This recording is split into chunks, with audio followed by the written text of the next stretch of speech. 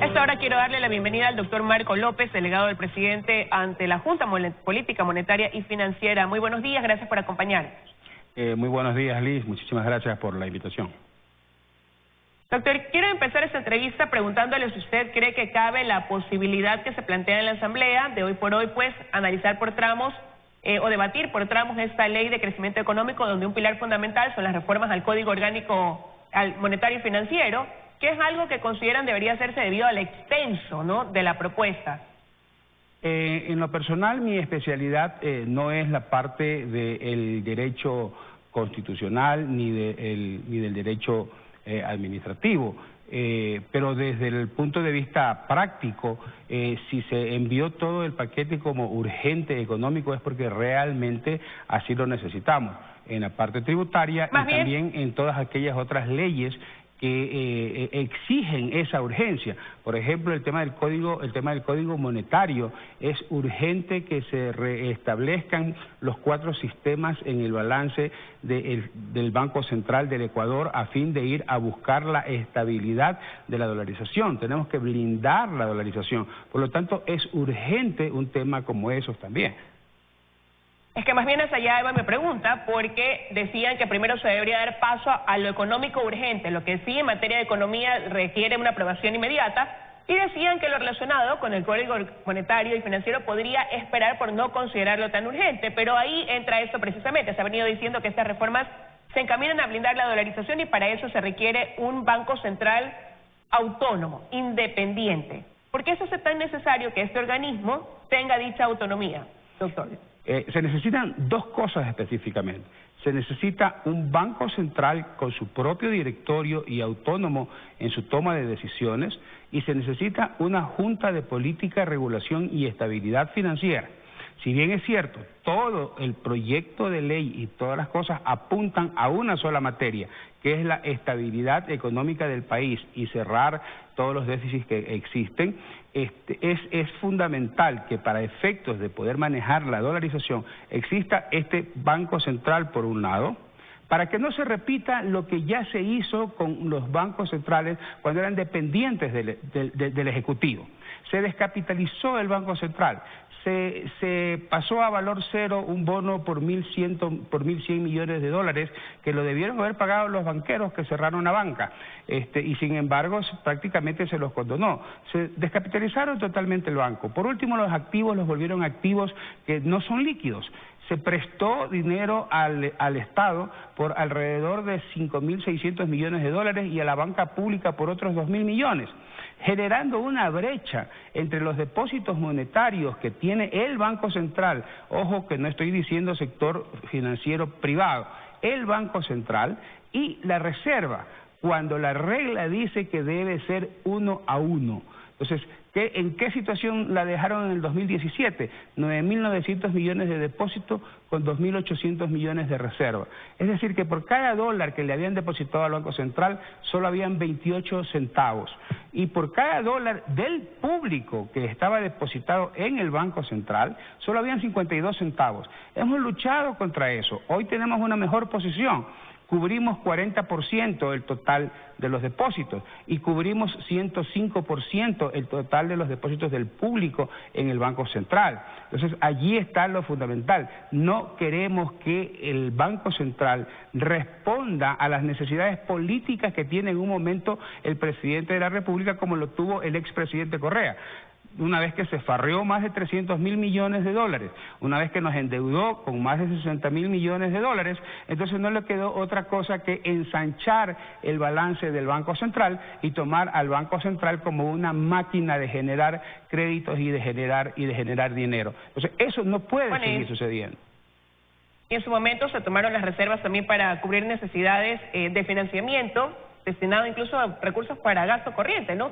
Pero lo que cuestionan también es que realmente qué independencia puede tener cuando usted ha dicho que este Banco Central tendrá un directorio, pero ese directorio será conformado o las personas que lo integren elegidas por el presidente de la República, más allá de quien sea. Bueno, eso ha ido avanzando en las discusiones en la Asamblea, y yo creo que se inclina hacia el hecho de que el presidente nomine a los miembros del directorio y la Asamblea pueda ser quien nombre a los miembros tanto del directorio como de la Junta de Política, Regulación y Estabilidad Financiera. Institución fundamental, Liz, que también hay que tocarla en estos temas, porque si bien es cierto en la nueva ley se está estableciendo que nos vamos a apegar en todo lo posible a las mejores normas internacionales, a las mejores prácticas internacionales, esas prácticas internacionales no son otra cosa más que un enunciado si no existe un cuerpo colegiado que lo baje a norma legal ecuatoriana, y esa es la Junta de Regulación. Ahora, sobre esa Junta de Regulación y sobre esa ley se están levantando muchos mitos, ¿no? Uno de esos mitos que se está levantando sobre esa ley es que dice que le está haciendo perder capacidad de control a la Superintendencia de Bancos.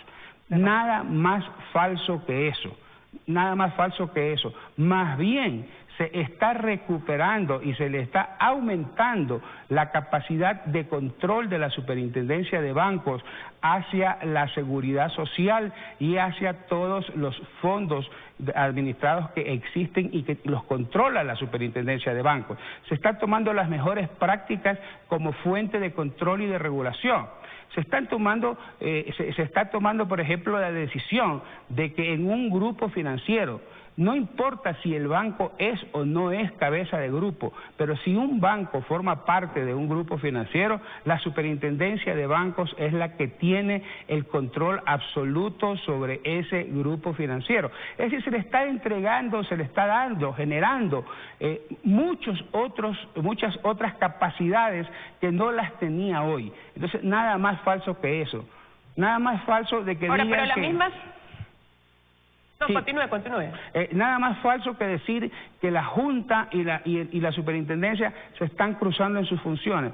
No, la Constitución le establece a la Superintendencia qué es lo que tiene que hacer. La Constitución le dice usted tiene que controlar, y la Junta, que nace con la ley, dice usted tiene que regular, emitir la regulación. Entonces la Superintendencia lo que tiene que hacer es ver si esa regulación emitida por esta Junta se cumple o no se cumple en sus entes controlados.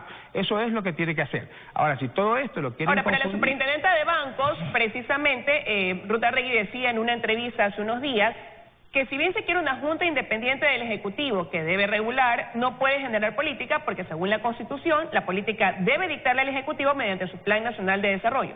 ¿No caería esto en una contradicción entonces? A ver, lo que dice la Constitución es que la política monetaria, crediticia, cambiaria y financiera es facultativa del Ejecutivo. Y el Ejecutivo está expresando su voluntad al enviar a la ley cómo quiere manejar el Ejecutivo la política. Y esa política, esas 4 políticas específicas que tienen que son específicamente del Ejecutivo, está diciendo, yo las quiero administrar de esta manera. El Banco Central hace la parte monetaria y la Junta de Regulación y Política y Estabilidad Financiera hace la parte financiera. Así que no hay nada de inconstitucional en este tema, porque es privativo del Ejecutivo y estos 2 cuerpos colegiados son parte del Ejecutivo. Ahora, termino con esta pregunta, doctor, y es que en la Asamblea hay una preocupación. Al ser 2 organismos autónomos con independencia, les preocupa el control que se puede ejercer sobre ellos. ¿A quién tendrán que responder? ¿Cómo podrá, valga la redundancia, controlarse el trabajo que realicen tanto el Banco Central como la Junta?